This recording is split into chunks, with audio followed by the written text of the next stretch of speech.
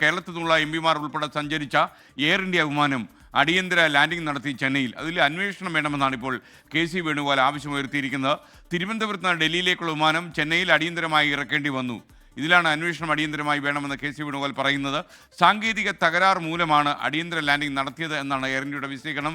ഇപ്പോൾ കൊടിക്കുന്നിൽ സുരേഷിൻ്റെ ഒരു പോസ്റ്റ് കൂടി വന്നിട്ടുണ്ട്. അദ്ദേഹം പറയുന്നത് ഇന്നലെ രാത്രി, അതായത് ഇന്നലെ ഇട്ട പോസ്റ്റാണ്, ഇന്ന് രാത്രി ഞാനും എംപിമാരായ K C. Venugopal, Adoor Prakash, K Radhakrishnan, Robert Bruce എന്നിവർ ഉൾപ്പെടെ തിരുവനന്തപുരത്ത് നിന്നും ഡൽഹിയിലേക്ക് യാത്ര തിരിച്ച എയർ ഇന്ത്യ വിമാനം സാങ്കേതിക തകരാറുകളെ തുടർന്ന് അടിയന്തരമായി ലാൻഡ് ചെയ്യിച്ചു ചെന്നൈയിൽ.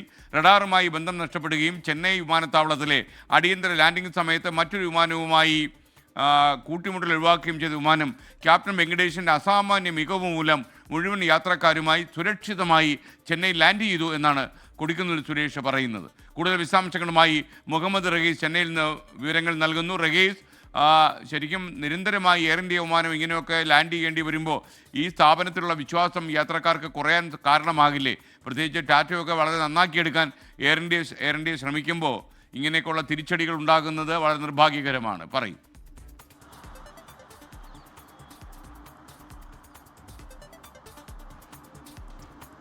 SKN തീർത്തും നിർഭാഗ്യകരമാണ്. കാരണം ഇന്നലെ ഈ തരത്തിലൊരു അടിയന്തര ലാൻഡിംഗ് ഉണ്ടായി എന്നതിന് ശേഷം എയർ ഇന്ത്യക്കെതിരെ പ്രചരിച്ച അല്ലെങ്കിൽ ജനങ്ങൾ നടത്തിയ ഒരു പ്രതികരണമുണ്ട്, സമൂഹ മാധ്യമങ്ങളിലടക്കം നടത്തിയ പ്രതികരണം അതിൻ്റെ വിശ്വാസ്യതയെ ചോദ്യം ചെയ്യുന്നതാണ്. നിരന്തരമായി ഇത്തരത്തിലുള്ള അപകട വാർത്തകൾ അല്ലെങ്കിൽ അടിയന്തര ലാൻഡിംഗ് വിവരങ്ങളൊക്കെയും പുറത്തു വരികയാണ്. പല വിമാനങ്ങളും ഇതുപോലെ തന്നെ ലക്ഷ്യസ്ഥാനത്ത് എത്താതെ പല മറ്റ് സ്റ്റേഷനുകളിലൊക്കെയും അല്ലെങ്കിൽ മറ്റ് എയർപോർട്ടുകളിലൊക്കെയും കൊണ്ടിറക്കേണ്ട സാഹചര്യം ഉണ്ടാകുന്നു. ഇന്നലെ ഈ എംപിമാർ സഞ്ചരിച്ച വിമാനം സത്യത്തിൽ വലിയൊരു ആശങ്കയാണ് ആ സമയത്ത് ഉണ്ടാക്കിയത്. കാരണം ഏതാണ്ട് 2 മണിക്കൂറിൽ കൂടുതലായി ഈ വിമാനം ഇത്തരത്തിൽ ചെന്നൈക്ക് മുകളിൽ ഇങ്ങനെ വട്ടമിട്ട് പറക്കുന്നു എന്നായിരുന്നു ഈ കെ.സി. വേണുഗോപാൽ എംപിയും ഒപ്പം തന്നെ ഈ മറ്റ് എംപിമാരുമൊക്കെ നമ്മളോട് സംസാരിച്ചത്. ഇതിൽ കൊടിക്കുന്നിൽ സുരേഷ് എംപിയോട് ആദ്യം സംസാരിക്കുമ്പോൾ എത്രമാത്രം പാനിക്കായിരുന്നു ആ സിറ്റുവേഷൻ എന്ന് അദ്ദേഹത്തിൻ്റെ വാക്കുകളിലൂടെ മനസ്സിലാക്കാൻ കഴിയുമായിരുന്നു.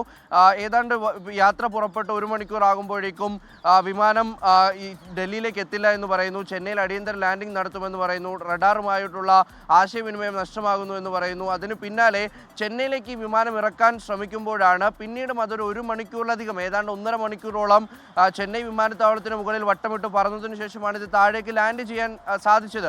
ആദ്യം ഒരു ഘട്ടത്തിൽ ലാൻഡ് ചെയ്യുന്നു എന്ന് തോന്നിച്ചെങ്കിലും അതൊരു ടച്ച് ആൻഡ് ഗോ ലാൻഡിംഗ് ആയിരുന്നു. അത് പിന്നീട് ഈ റൺവേയിൽ വേറൊരു വിമാനം ഉണ്ടായതുകൊണ്ട് തന്നെ വീലുകൾ താഴേക്ക് ഇറക്കി പെട്ടെന്ന് തന്നെ തിരിച്ചു പറക്കേണ്ടി വന്നു. അപ്പോൾ എംപിമാരടക്കമുള്ള സംഘം വലിയ ആശങ്കയുണ്ടായിരുന്നു. ഇവർക്ക് സ്വാഭാവികമായിട്ടും 156 യാത്രക്കാർ ഉള്ള ഒരു വിമാനമാണ്.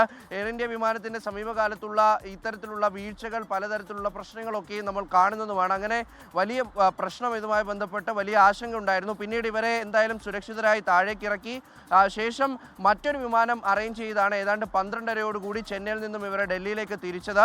അതിന് പിന്നാലെയാണ് ഇപ്പോൾ കെ.സി. വേണുഗോപാൽ എംപി ഒരു അന്വേഷണം ആവശ്യപ്പെട്ടിരിക്കുന്നത്. അദ്ദേഹം DGCയോടും ഒപ്പം സിവിൽ ഏവിയേഷൻ മിനിസ്ട്രിയോടും ഒരു അന്വേഷണം ആവശ്യപ്പെട്ടിട്ടുണ്ട്.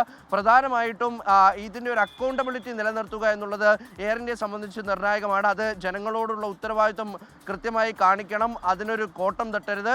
മാത്രമല്ല ഇങ്ങനെ അടിക്കടി ഉണ്ടാകുന്ന സാങ്കേതിക തകരാറുകൾ, പ്രശ്നങ്ങളൊക്കെയും പരിഹരിക്കണം. ഇനി ഇത്തരത്തിലൊരു സംഭവം ഉണ്ടാകരുത് എന്നുള്ളതൊക്കെയും വിവരിച്ചുകൊണ്ടാണ് അദ്ദേഹം കത്തയച്ചിരിക്കുന്നത്. നമ്മൾ മനസ്സിലാക്കുന്നതനുസരിച്ച് ഇന്നലെ രാത്രി തന്നെ അദ്ദേഹം വിവിധ അതോറിറ്റികളുമായി സംസാരിച്ചു കഴിഞ്ഞു. അപ്പോൾ എന്തായാലും എംപിമാരൊക്കെ സുരക്ഷിതമായി ഡൽഹിയിൽ എത്തിയിട്ടുണ്ട്. ഇന്നിപ്പോൾ പാർലമെന്റ് സമ്മേളനമൊക്കെ ബന്ധപ്പെട്ടിട്ടാണ് അവർ എത്തിയിട്ടുള്ളത്.